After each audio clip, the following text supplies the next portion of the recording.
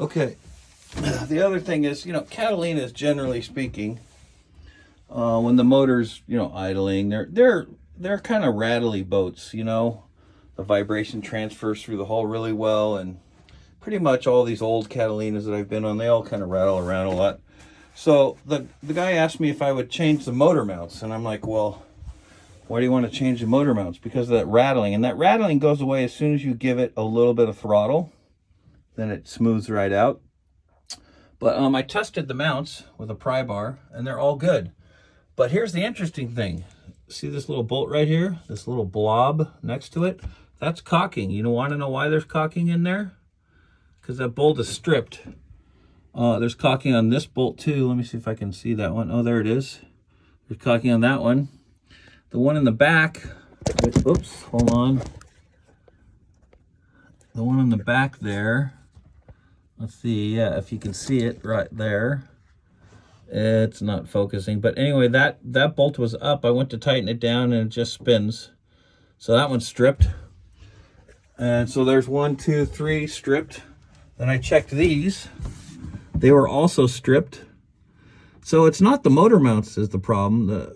The lag bolts, they used lag bolts, I think. And they just lagged right into these fiberglass stringers. And then there's not a whole lot of clearance there between the mount and the engine bracket there. And there's also not a whole lot of clearance between the top of the post there and the motor, but it is not touching. So anyway, the question you have to ask yourself is, how do you fix it? Well, people in the past have just backed out the lag bolts, squirted a bunch of 5200 in there and put the lag bolts back in, and then let it dry, and that, it's been working for however long it's been working. But really, what you need to do is pull the engine, the mounts and everything, completely out of the space, and you need to rework these stringers so they can accept bolts.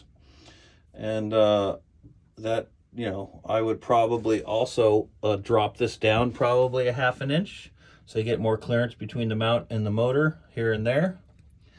And so that's a big deal. So you got to remove the motor, you got to disconnect everything, exhaust, fuel, all this electrical back here.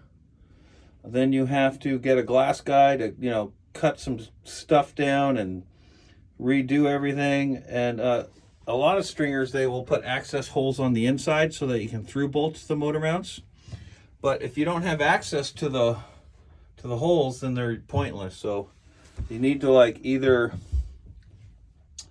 need to rework all the fiberglass and get it like new virgin again and re-lag bolt it, which I'm not a big fan of, or you can L bracket over the stringers with like 1/2 inch aluminum, and you can drill and tap stuff. Anyway, either way, it's a bunch of work.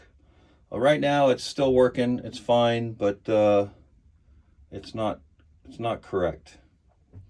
And it's a little disappointing that all the motor mount bolts are stripped. But that's how they did it from the factory. So after 30 years or whatever, those bolts got enough vibration that they just destroyed the holes.